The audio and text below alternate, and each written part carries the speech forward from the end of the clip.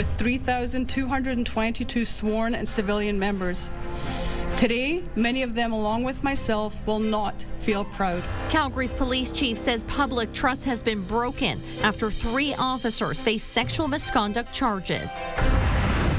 Plus, Ottawa and Alberta agree to a pathway for a potential pipeline. Today's agreement is the first step in accomplishing all of these critical objectives and unleashing the power and promise of Alberta's energy sector in a way never seen before in this country. But who will build it and when?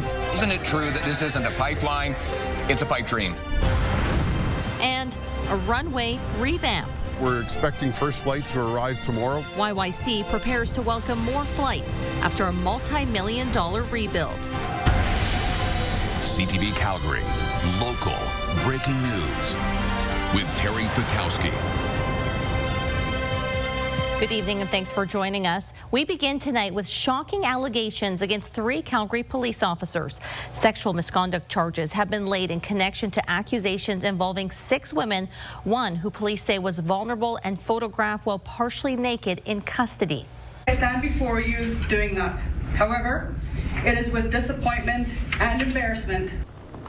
Those comments today from Calgary's police chief as she announced the charges.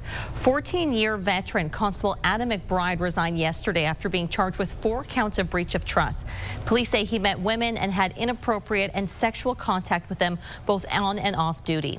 A second officer, 17-year veteran Constable David Harms, is charged with 2 counts of breach of trust.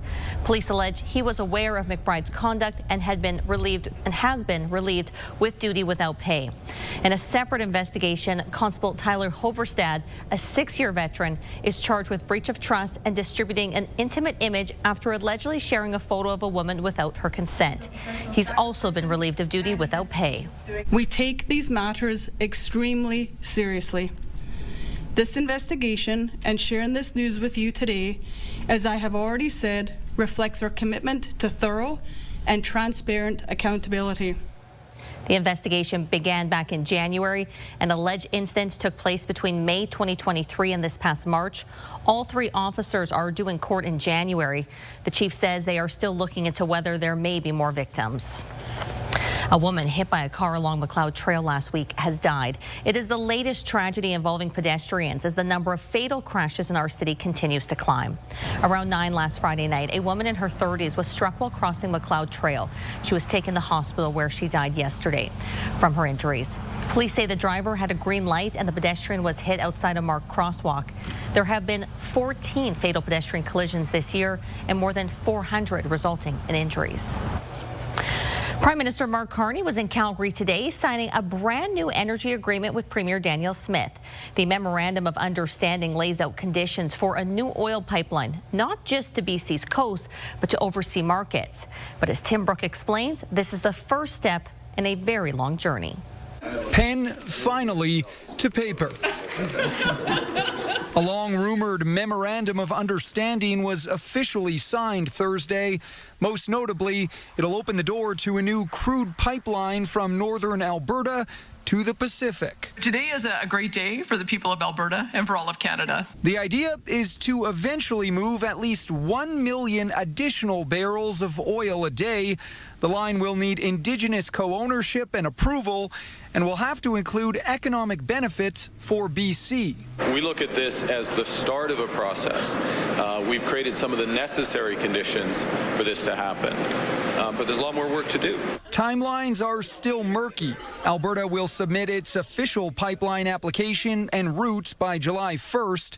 If that's approved, the fastest best-case scenario could see shovels in the ground by 2029 and oil flowing by the mid to late 2030s. It'll all need to be driven by a private proponent. No federal or provincial taxpayer money will be involved. If there's not a private sector proponent, there won't be a pipeline. I'm pretty confident with the people we have at the table that one or a consortium of them, once we establish that it is on the major projects list, will be willing to take this on. And there are other terms. Alberta must construct thousands of megawatts of AI computing power and increase its industrial carbon price. In theory, that should help drastically lower oil patch methane emissions to a new target of 75%. There's also a promise to construct and finance the Pathways Alliance carbon capture project. We are going to get to our greenhouse gas objectives, our climate objectives, by only through massive investment. And so we need agreements like this in order to drive that massive investment. Ottawa has also agreed to suspend its proposed emissions cap and Alberta's clean electricity requirement. A big win ahead of a big task for the Danielle Smith government. This is Alberta's moment of opportunity, our opportunity to show the nation, as well as the entire world, that resource development and emissions reduction can not only coexist, but can actually complement one another. Tim Brooke, CTV News, Calgary. Meantime, Calgary's energy community is commending this energy agreement. Thank you very much.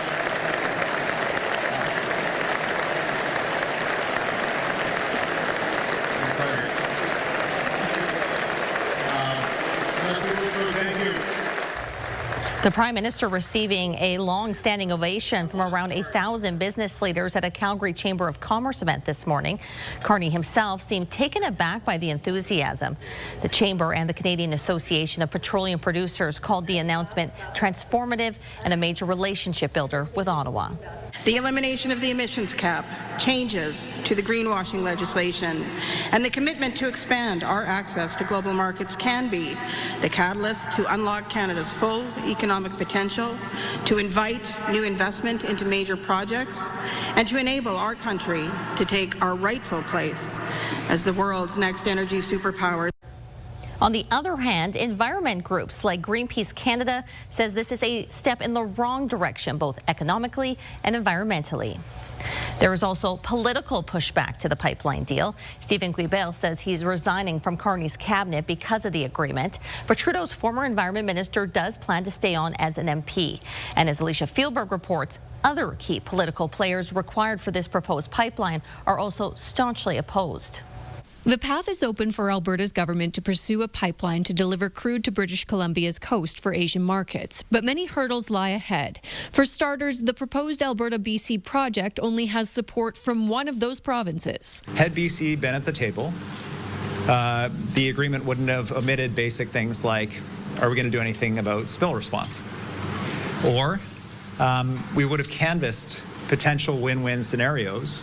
Coastal Indigenous groups along the proposed path say the risk of oil spills outweighs any financial benefit for them. We are not interested in being equity partners in a project that has the potential to destroy everything that we have built. Then there's the challenge of finding private sector investment. With oil under $60 a barrel, that's a harder case to make right now. Federal opponents are opposed in different ways. The Conservatives think the memorandum isn't strong enough, and the Liberals should just approve a permit for a pipeline to the West Coast.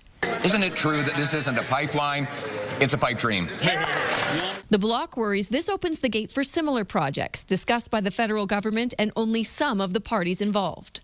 It's the federal government making a deal in order to backstab a province and its jurisdiction and its desire and what they want and what they do not want, because Ottawa has decided with Edmonton and Calgary that this is how things are going to happen. Despite all this, political watchers say the memorandum opens conversations. Maybe another route, maybe a further expansion of TMX, maybe building this pipeline. I think there are possibilities in this current economic and political climate. Alicia Fieldberg, CTV News, Calgary. According to a new Angus Reid poll today, 60% of Canadians support a pipeline project from Alberta to BC's coast. The poll shows support slightly outweighs opposition in BC, with 53% of those polled on board with the project. And no surprise, support is highest here in Alberta and in Saskatchewan at 74%. Many Calgarians tell CTV they want to see a pipeline built, but question if it will ever become a reality. They've got such a long way to go and so many approvals that I'm not holding my breath on it. They have to consult with the BC government and the First Nations people, who up to now seem to have been opposed to the idea. Great for the economy. We need to diversify at this time of crisis with the situation with the tariffs and everything. The online survey polled more than 1,800 adult Canadians on November 26th and 27th.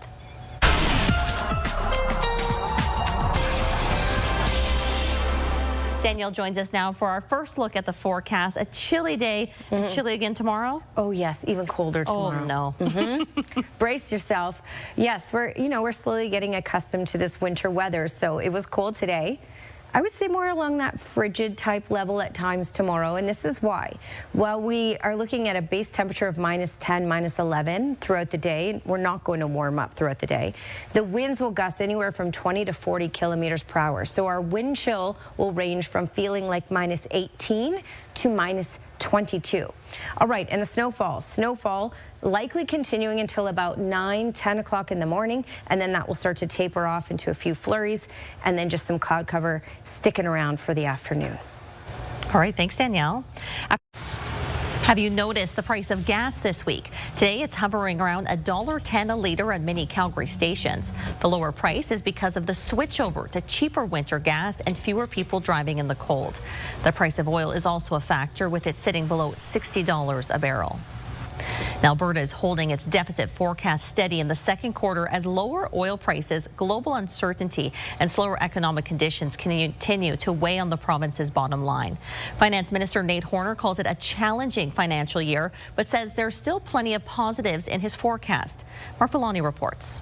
Alberta's government says it's seeing solid job growth amidst stable inflation numbers, yet many economic obstacles lie ahead. That means we'll have tough decisions to make. The province projects a $6.4 billion deficit, relatively unchanged from last quarter, but still up more than $1 billion from budget 2025.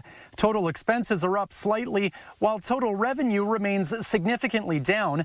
The biggest hit comes from non-renewable resource revenue, now at $15.4 billion, a 36% decrease from recent highs. We know we're projecting deficits in the future as well, so I think we're going to have to continue to prioritize healthcare, education. That's prompted Alberta to lower its oil price forecast to $61.50 U.S. per barrel, a $28 decline since 2022. Despite the drop, economists are still optimistic. We see producers being much more resilient to price shocks than they have in the past. They've really done a lot to contain their costs. They're focused more on sustaining capital. There's also optimism that a new energy agreement between Ottawa and the province could help boost long-term investment certainty.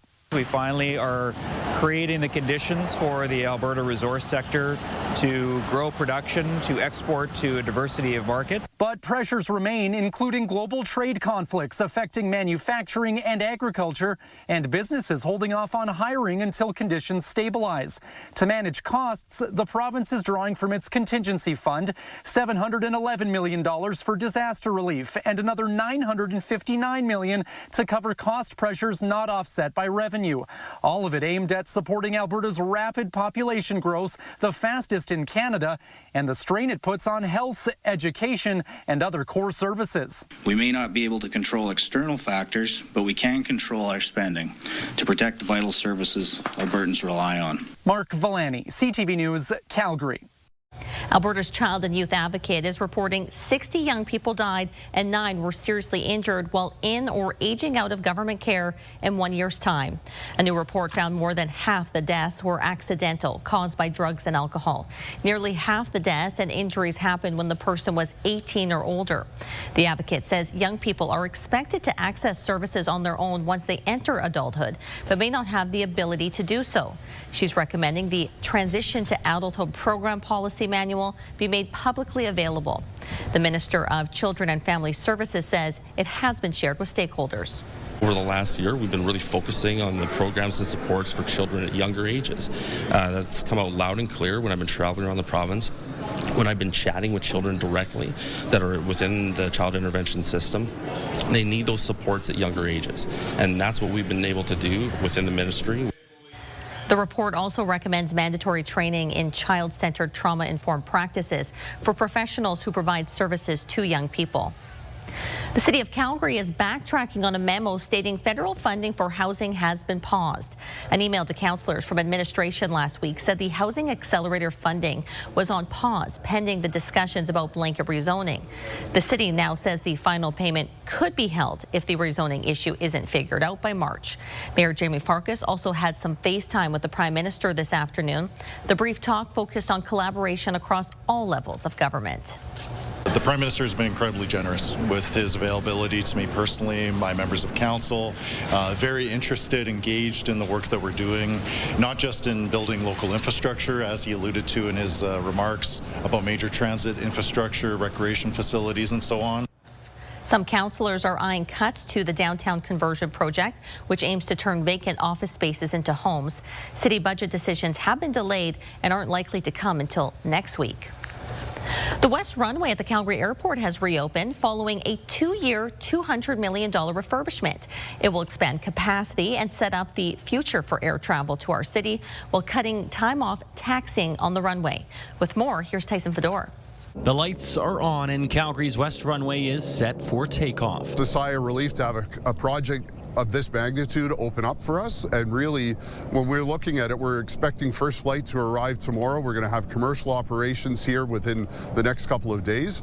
A ribbon-cutting ceremony was held Thursday to officially reopen the runway that was constructed with 90% of recycled materials from the previous one, including asphalt, concrete, and electrical features. We actually use the snow and the rainfall on site, and that's resulted in 1.67 million less liters being used from the city's water. The runway still operated during the winter while construction happened in the summer months over 2 years.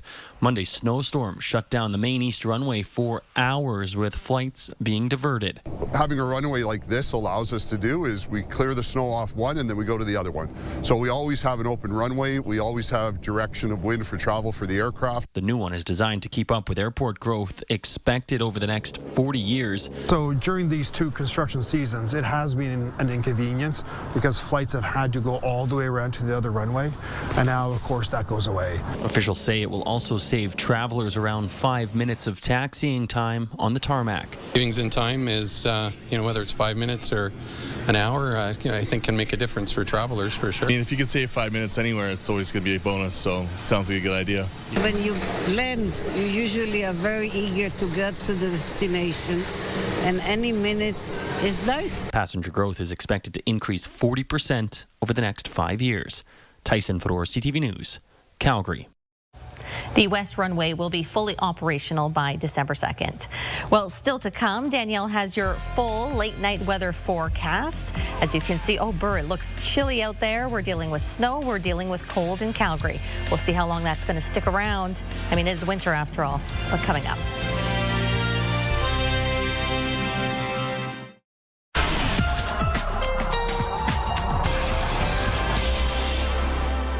Well, we have 2 main things to talk about. One, it will be even colder tomorrow. And of course, we have to talk about the snowfall.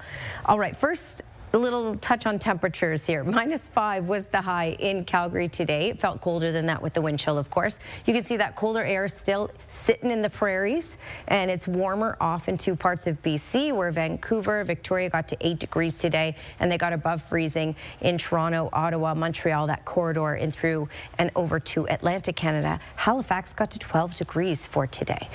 All right, radar and satellite, we have this system that's mainly impacting the far south. That's where we're getting the heaviest amounts of snow. That's why there are snowfall warnings in place for some communities in the far south.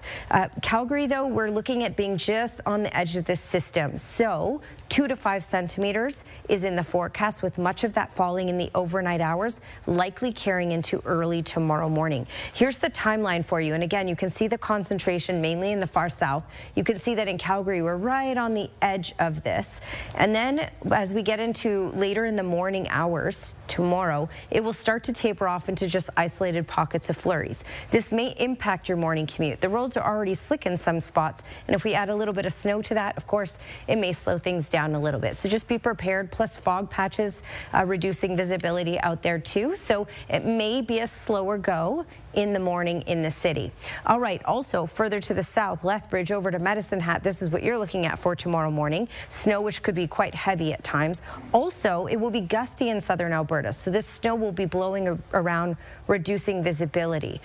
This should all clear out of all of southern Alberta by late Friday, as you can see here. When we look at amounts and what's possible, closer to that 20-centimeter mark, Milk River through Pincher Creek, Lethbridge could also see closer to that 20 centimeters as well. And as you go further up, because we're on the edge of it, anywhere from 2 to 5 centimeters is what we're looking at in Calgary, less as we head further west, just about a centimeter on the radar for Cochrane, 7 centimeters for Medicine Hat.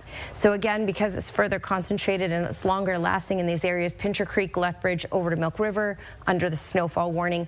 And then you can see this outline here, which is suggesting dense fog. So we already have dense fog in areas to the east of Highway 2 and Kiwi 2, and that will continue in through tomorrow morning as well. And there will be fog patches in many other communities in the south, including Calgary as well. Already happening out there right now. All right, tomorrow the best we'll get is -10, and with the wind chill, it will feel anywhere from -18 to -22 at times throughout the day. We're looking at snowfall starting to taper off by about 9 a.m. and then just isolated flurries by then. It should be out by the afternoon hours, but the clouds will stick around, and then we'll slowly climb in temperature, but we will not get above freezing until Monday. All right, thanks, Danielle. Calgary is the first Canadian city to be certified as bird-friendly for a third time. Calgary earned the status first in 2021, again in 2023 at an intermediate level, and today received the same designation. The certification from Nature Canada acknowledges municipalities that create and maintain a healthy environment for everyone, feathered or not. If the birds are happy, we're all happy. Well, it's the perfect place to get some gifts for the holidays. The University District Holiday Market is back for another season. We have some highlights coming up.